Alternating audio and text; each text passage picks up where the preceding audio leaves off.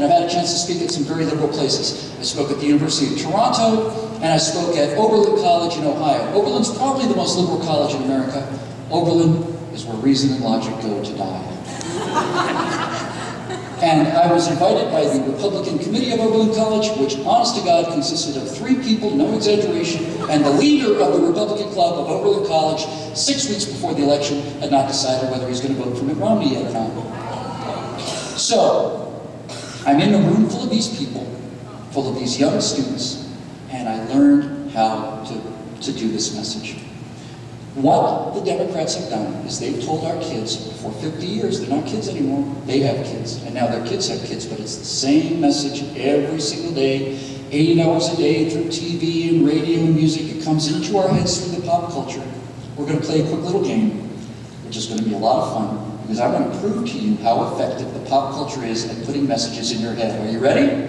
We have 3 different generations of people in this room, so I'm going to take an example from each different generation. I'm going to show you how effective the pop culture is at getting inside your head. So here's what we're going to do. If I was Barack Obama's campaign manager and I could start a sentence, and I knew your brainwaves so well that you could finish a sentence that I started, I would own you, wouldn't you? Wouldn't I?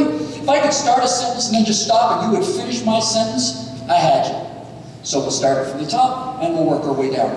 I'm going to start a couple sentences, and if you know the answer, you just go ahead out and shout the second half. Ready? We'll start it with our older friends first. Look, up in the sky, it's a bird. Okay, now for people more or less my age. Just sit right back and you hear a tale of a fateful trip that started from this trumpet aboard this tiny ship. And here's one for you guys over there. It seems today that all you see, lit in movies and sex on TV. Of course, it's the theme from Family Guy.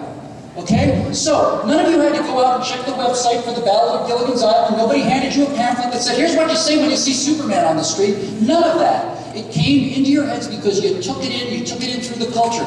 Those of you who watched Superman and could finish that sentence, look up in the sky, it's a bird, it's a plane, it's Superman.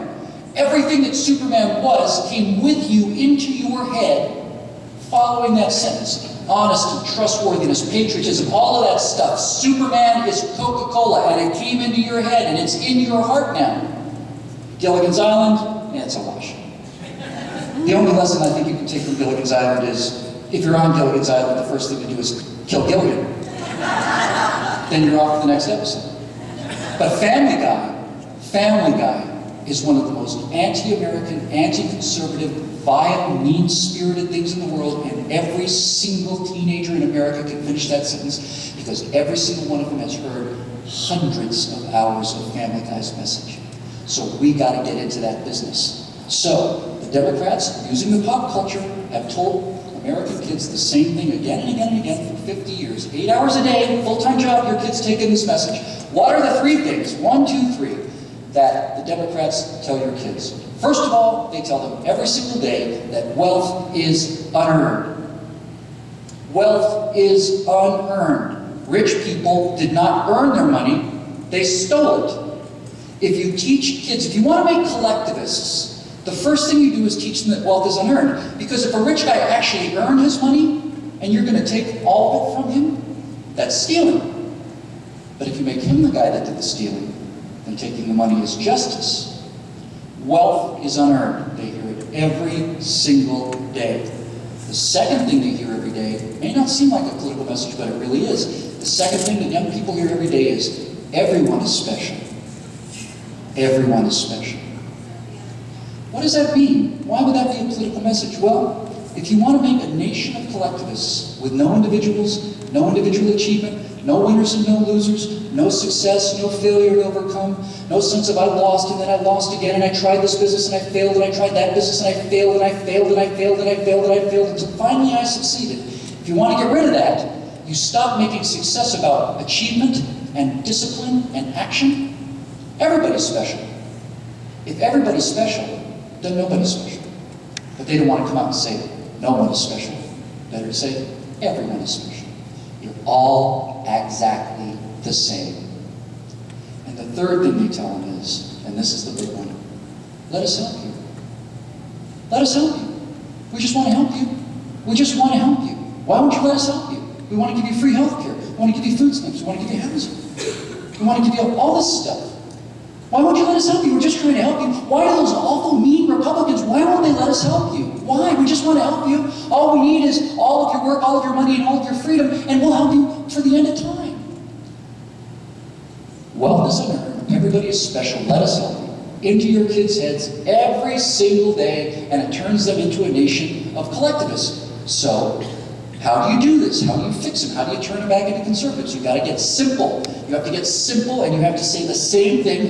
God, the earth is moving. Again and again and again. So here's what I would do to counter that Democrat message, that progressive message. If I wanted to make conservatives, I'd tell them 3 things, and I'd tell them the same 3 things every single day, and I'd never stop. I'd sell them on freedom, I'd sell them on wealth creation, and I'd sell them on virtue. But if you say freedom to people who are teenagers today, and you point to things like the Constitution, they don't know what it means. They've been free their entire lives, thanks to the old people in this room in the greatest generation, and to the soldiers who are in the field as we speak this instant. They don't know what it's like now to be free. They have no idea. None. So they don't know what freedom means, and they don't know what wealth creation is. And they sure as heck don't know what virtue is as virtue, so you have to put it into the language they understand. You have to speak Star Wars to these people. So how do you sell freedom to kids today? And by the way, it's not just selling freedom to kids. This message applies to everyone. And when you see Republicans saying, hey, we need a Hispanic candidate so we can talk to the Hispanics, and we need a black candidate so we can talk to black people, we need a gay candidate so we can talk to gay people, that's pandering. And they know it. They know it. This message applies to everybody. We believe in people as individuals. We believe that a gay business owner and a black business owner and a woman business owner and a Hispanic business owner have more in common as business owners than they do as members of these artificial tribes. When you start getting into setting up the message for certain groups, you're done. You have contradicted your own message, and that message is you are all individuals. We are going to treat you as individual people.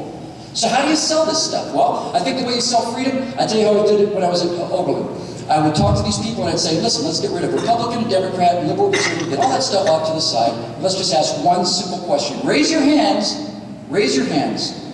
if you like to be left alone. Okay, now raise your hand if you're the kind of person that likes to tell other people what to do. Raise your hands. No 20-year-olds will raise their hands. A lot of them do want to tell other people what to do, but none of them are going to admit it, because that would be uncool, you see? It'd be uncool to want to tell other people what to do. Do you want to be left alone, yes or no? Yes. Well, then why don't you think about the party that's all about leaving you alone? Why do you continue to vote for the guys that are telling you how big a soft drink you can have, what kind of car you have to drive, what temperature your house is going to be? Why do you always worry about the guys who are talking about new helmet laws and new skateboard laws and new laws for this and new laws for that? If you want to be left alone, why do you keep voting for the guys that are all about telling you what to do? All right, you got them a third of the way there. Now, wealth creation is a lot harder because wealthy people have been demonized for so long, but this is actually really the most fun of all. I was at Oberlin, I was talking about wealth creation, and I said, how many of you out there would you consider yourselves to be socialists? I hate to break this to you, but at Oberlin College, it's 7 out of 10. Most American colleges, it's at least half. How many do you think are socialists out there? They'll raise their hands. All right, what is the essence of socialism? These people are so badly educated, they don't know. I have to argue their side of the argument for them so they can understand what it is that they believe. I said, isn't socialism essentially from each according to his ability, to each according to his need? Isn't that what socialism is all about? Yeah, that's it. We like that. That sounds good. That sounds nice and caring. We like that. That's what we are. We're those guys. Okay, fantastic.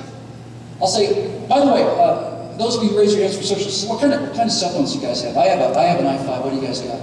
I got an iPhone 3, I got a Droid, I got a Samsung, I got all these others, I got a BlackBerry. They don't have BlackBerries, but let's just say. I said, okay, those of you who raise your hands saying you're socialists, I want you to come down, I want you to bring your smartphones with you. What do you want our smartphones for? I want you to come down with your smartphones, down to the front of the room, and put them on the front of the stage here.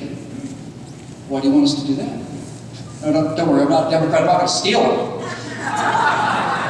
What we're going to do together is we're going to put them in a box, and when I'm done talking, here in Oberlin, we're going to take the box of smartphones from all these socialists, and we're going to go to downtown Cleveland, we're going to find a 24-hour pawn shop, and we're going to sell all of these smartphones, and for that many smartphones, we could get $2,000 easy, no problem. $2,000 easy, piece of cake. $2,000, that's $120 bills. And then we're going to take that $120 bills, all of us together in a van, we're going to drive through Cleveland, we're going to hand out the money to poor people and homeless people. Bring them down. Bring them down. But they don't bring them down. You know why? Because they're not socialists, that's why. Because they're not socialists. Because they are all about wealth redistribution as long as it is somebody else's wealth being redistributed to them. But when it comes time for their wealth to be redistributed to people who are in greater need, suddenly they're not socialists anymore. Suddenly they are rock-ribbed capitalists who are all about private property.